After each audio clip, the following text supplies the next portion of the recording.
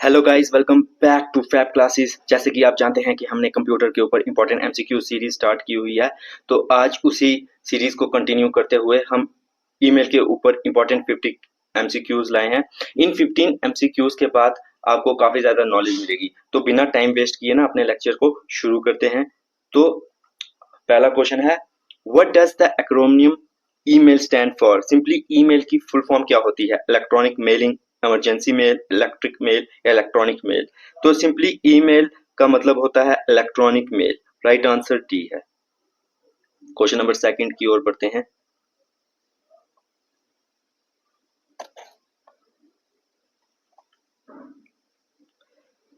Who is considered the father of email? तो simply father of email किसको कहा जाता है? तो फादर ऑफ ईमेल है रे टॉमिल्सन। ये मैंने इंटरनेट की क्लास में भी आपको बताया था, तो इसलिए इस पर ज्यादा टाइम वेस्ट नहीं करते हैं, ठीक है ना। राइट आंसर डी है। Ray Tomlinson is considered as the father of email. Question number 3 है, email was invented by Shiva Ayyadurai in which year? देखिए, शिवा अदुराई ने ईमेल को कब इन्वेंट किया था?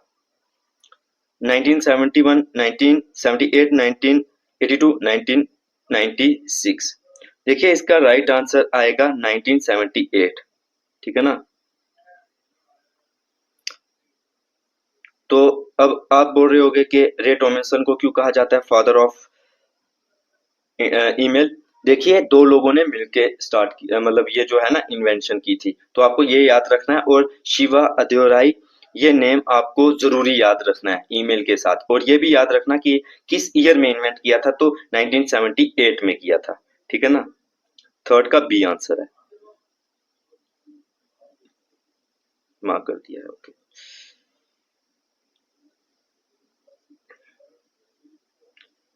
क्वेश्चन नंबर 4 है, हॉटमेल वाज डेवलप्ड बाय? देखिए, सिंपली हॉटमेल कौन पहले तो आप मुझे ये बताएंगे कि कौन सी कंपनी का है हॉटमेल, ठीक है ना। तो खैर, इस क्वेश्चन में बताया गया है या पूछा गया हमसे कि हॉटमेल किसने डेवलप किया था?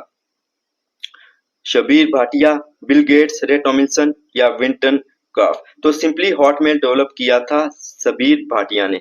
राइट आंसर ए है। देखिए, जितने भी इंडियन नेम्स है ना, ये आपको ज्यादा अच्छी तरीके याद रखें, क्योंकि ये इनके पूछने के चांस बहुत ज्यादा होते हैं, ठीक है ना। तो ये तो आपको याद रखना ही रखना है, ठीक है ना। तो ये आप मतलब किसी भी, जिसे कहते हैं ना, उस सिचुएशन में भूल नहीं सकते। तो क्वेश्चन नंबर 5 है, what is the maximum file size in MB for an attachment in an email mentioned in the notes?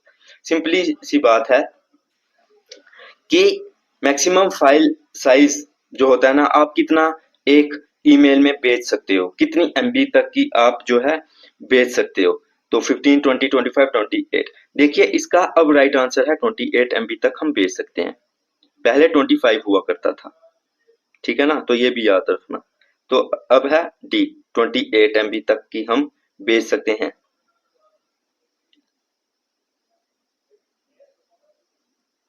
तो क्वेश्चन नंबर 6 है,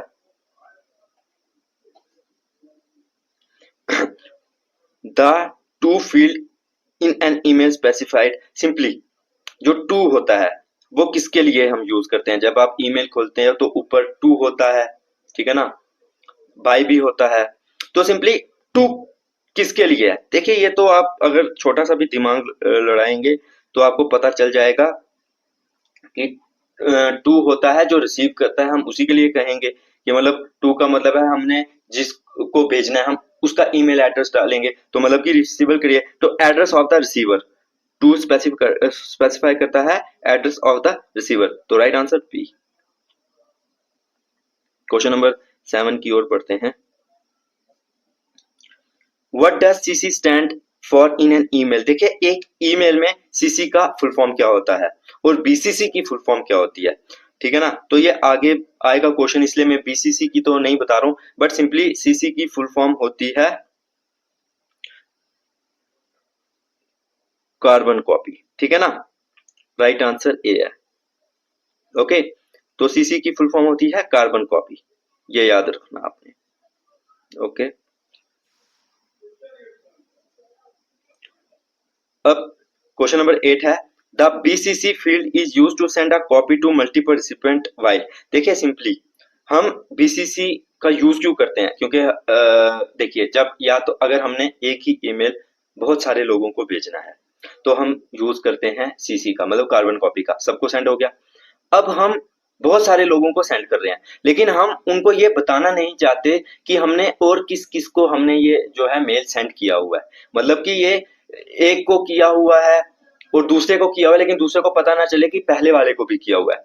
तो मेनली बीसीसी इसलिए यूज करते हैं और इसलिए इसकी फुल फॉर्म होती है ब्लाइंड कार्बन कॉपी, मतलब कि दूसरों को पता नहीं चलेगा कि और किसको ये सेंड किया हुआ है। तो इस हिसाब से इसका राइट आंसर हम देखते हैं, their email address are visible to all, नहीं, their email address are hidden from their other recipient. ठीक है ना, अदर जो रिसिपेंट्स हैं उनसे क्या है वो छुपा के रखेगा उनका ईमेल एड्रेस। तो राइट आंसर बी आएगा। उम्मीद है कि जो मैंने एक्सप्लेन किया ये आपको समझ आया होगा। तो क्वेश्चन नंबर 9 की ओर बढ़ते हैं। ओके, क्वेश्चन नंबर 9 है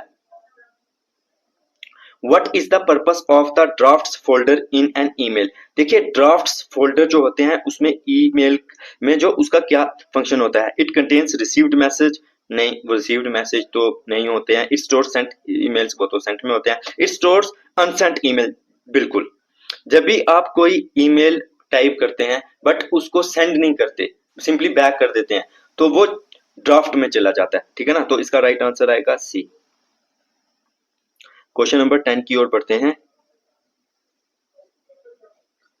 the sent folder contains email that are. देखिए सेंट फोल्डर कौन से ईमेल्स को कंटेन करता है। देखिए सिंपली सेंट का मतलब ही क्या हो गया, जो हमने भेजे हुए हैं। तो जो यूजर मेल्स भेज चुका है सिंपली सेंट में वो आते हैं। ठीक है ना, रिसीव्ड बट नॉट व्यूड, देखिए ये तो नहीं आता है, मार्क का इंपॉर्टेंट में भी नहीं आता है, रिसीव फ्रॉम एन अनसोर्स सेंटर, नहीं वो तो नहीं आता। तो राइट आंसर इसका डी है। तो 11 क्वेश्चन की ओर बढ़ते हैं हम। ठीक है ना, 11 क्वेश्चन है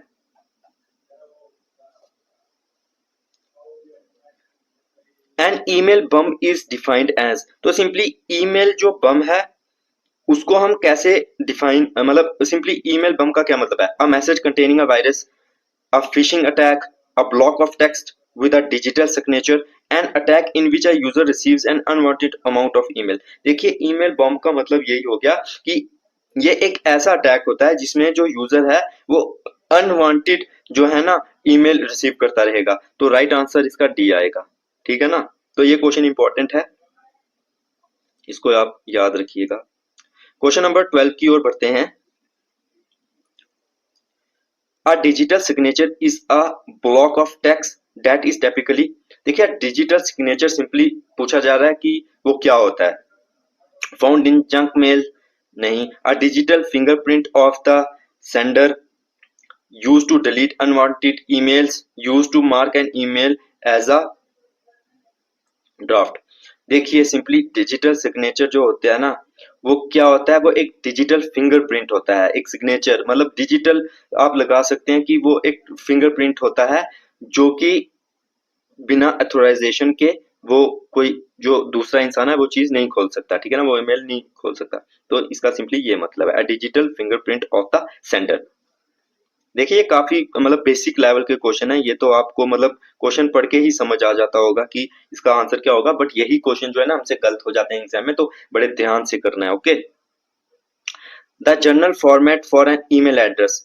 देखिए सिंपली ईमेल एड्रेस का जनरल फॉर्मेट क्या होता है, name mail service dot com, name at the rate mail service dot com, name mail service dot com. देखिए सिंपली सबसे पहले तो नाम आता है, ठीक है ना, उसके बाद एट द रेट आता है, उसके बाद हम क्या यूज करें, हॉटमेल यूज कर रहे हैं, जीमेल यूज कर रहे हैं, याहू यूज कर रहे हैं, वो आता है, और उसके बाद डॉट कॉम आता है। तो राइट आंसर बी है। ठीक है, तो क्वेश्चन नंबर 14 की ओर बढ़ते हैं।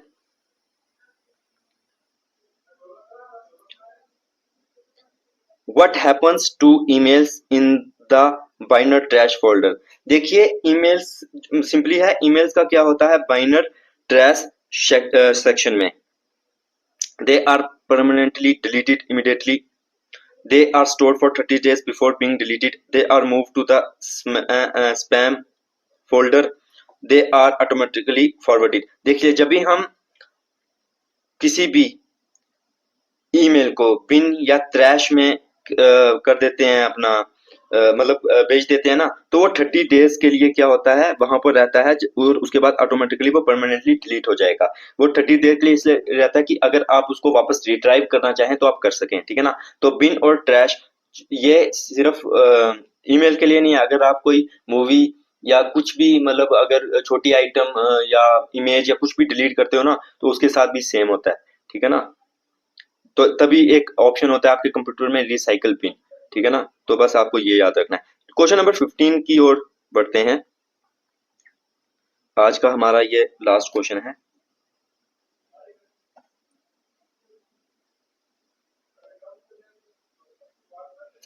Okay.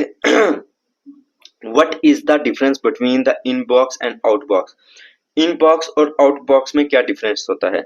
In inbox is for received mail, outbox is for unsent mail due to no internet connection.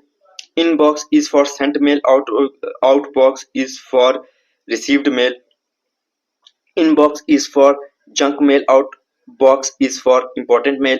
There is no different, they are the same fold। देखिए inbox का मतलब हो गया इनकमिंग, जो हम रिसीव करते हैं, और आउटबॉक्स का मतलब हो गया कि वैसे मेल जो कि अनसेंट हैं इंटरनेट कनेक्शन की वजह से, जैसे ही इंटरनेट कनेक्शन रिस्टोर होगा वो सेंड हो जाएंगे। तो इसका राइट आंसर आ जाएगा ए, ठीक है ना।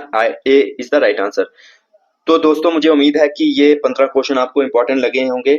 अब नेक्स्ट क्लास में अनदर हम 15 ईमेल के ऊपर इंपॉर्टेंट क्वेश्चन करेंगे, जिसके बाद आपका ईमेल वाला टॉपिक भी खत्म हो जाएगा। तो अगर आपको वीडियो अच्छी लगती है तो चैनल को सब्सक्राइब करके वीडियो को भी लाइक जरूर करना। Thank you.